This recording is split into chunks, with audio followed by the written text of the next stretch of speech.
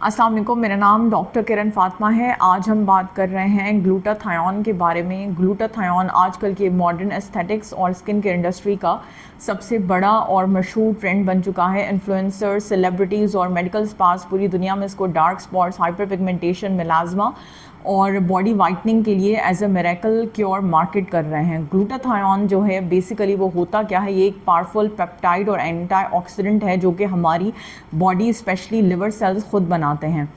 ठीक है, तो ये जो है आपकी बॉडी में फ्री रेडिकल्स और रिएक्टिव ऑक्सीजन स्पीशीज़ से फाइट करता है, जो कि आपकी बॉडी में इन्फ्लेमेशन और फ्री रेडिकल डैमेज और डीएनए की म्यूटेशन कॉज करते हैं। इसका स्किन लाइटनिंग के साथ क्या कनेक्शन है? ये मेलानोजेनेसिस को इनहिबिट करता है। हमारी बॉडी में एक एंजाइम होता है टायरोसिनेज, जो कि मेलानिन पिगमेंट बनाता है, तो ये टायरोसिनेज को इनएक्टिवेट कर देता है। ठीक है, तो फिर उससे आपकी स्किन का कलर बेहतर होता है। ओरल सप्लीमेंट्स और टॉपिकल क्रीम्स की फॉर्म में ये स्पेशली दिया जाता है। अगर हम क्लिनिकल डेटा को देखते हैं तो फिर इस पे कोई ज़्यादा स्टडीज़ मौजूद नहीं हैं।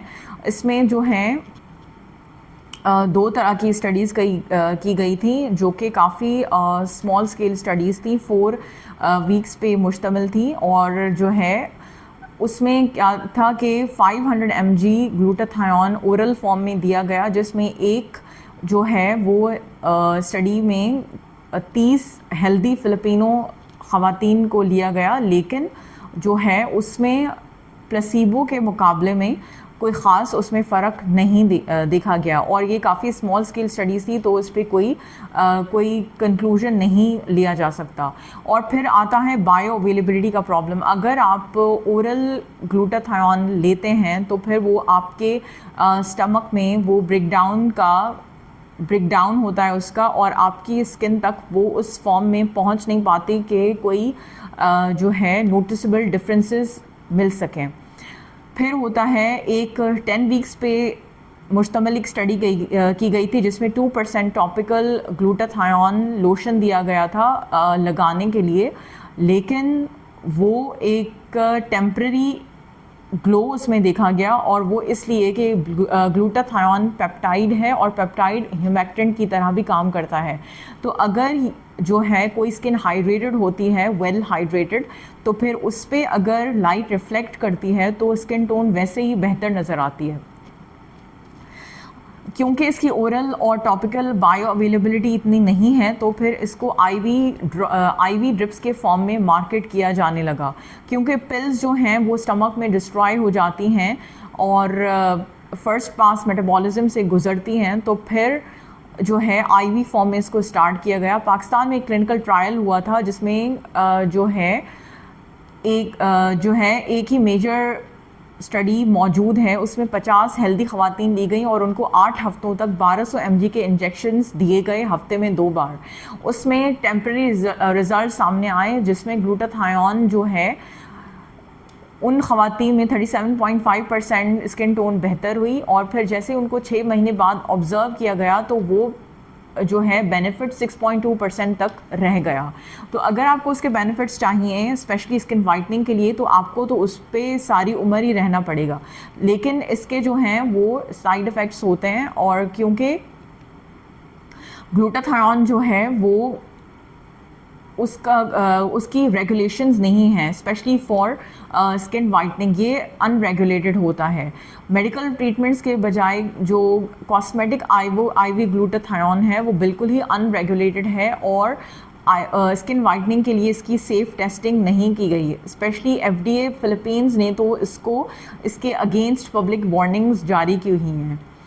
ठीक है, और जब हाई डोज के इंजेक्शन्स जब डायरेक्टली ब्लड में लगाए जाते हैं तो ये आपकी बॉडी के नेचुरल डिफेंस सिस्टम को मुतासर करते हैं। लिवर पे अलग से स्ट्रेस आता है और आपके LFTs जो हैं वो डिरेंज्ड हो सकते हैं। ये ऑर्गन डैमेज कर सकता है, आपके गुर्दों पे काफ़ी असर डाल सकता है, और इसके लगाने के बाद सीवियर पेन हो सकता है, क्रैम्प्स हो सकते हैं और लाइफ थ्रेटनिंग रिएक्शंस हो सकते हैं, जिसमें एनाफाइलैक्सिस और स्टीवन जॉनसन सिंड्रोम आता है, जिसमें आपकी स्किन पे ब्लिस्टर्स बन जाते हैं।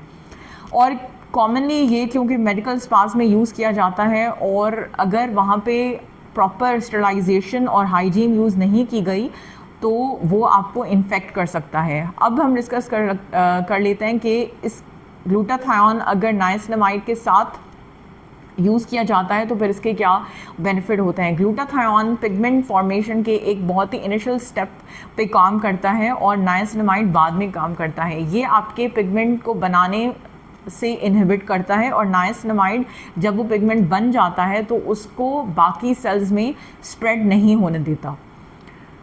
ठीक है, तो अगर आपको स्किन के लिए बेनिफिट्स चाहिए, अगर हाइपर पिगमेंटेशन का इशू है और जो है मेलाज़मा है, तो बजाय इसके कि आप ग्लूटाथायोन पे रिलाई करें, वो इंग्रेडिएंट्स जो जिन पे क्लिनिकल डेटा मौजूद है, जिन पे रिसर्च की गई है, तो आप उन पे काम करें। जैसे कि विटामिन सी है, रेटिनॉइड्स हैं, स्पेशली प्रिस्क्रिप्शन स्ट्रेंथ, ठीक है, और एजिलिक एसिड है, अल्फा आर्ब्यूटिन है। तो ये इंग्रेडिएंट्स जो हैं वो वेल स्टडीड इंग्रेडिएंट्स हैं। ठीक है, तो आईवी ड्रिप्स को आप ख़ास तौर पे यूज़ नहीं करें, और टॉपिकल और ओरल ग्लूटाथायोन तो वैसे ही आपके लिए फ़ायदेमंद नहीं साबित हो रहा, सिर्फ आपकी जेब के लिए एक अलग से खर्चा है। तो उन इंग्रेडिएंट्स पे ख़र्चा करें जो कि वाकई बेनिफिशियल हैं। और अगर आप ये ट्रीटमेंट्स यूज़ कर रहे हैं, मैं ग्लूटाथायोन की बात नहीं कर रही, अगर retinoids, niacinamide, vitamin C, alpha arbutin अगर ये यूज़ कर रहे हैं और अगर आप सनस्क्रीन यूज़ नहीं कर रहे हैं तो फिर इनके यूज़ करने का कोई फ़ायदा नहीं है। इनके साथ सनस्क्रीन का इस्तेमाल लाजमी करें। Thank you.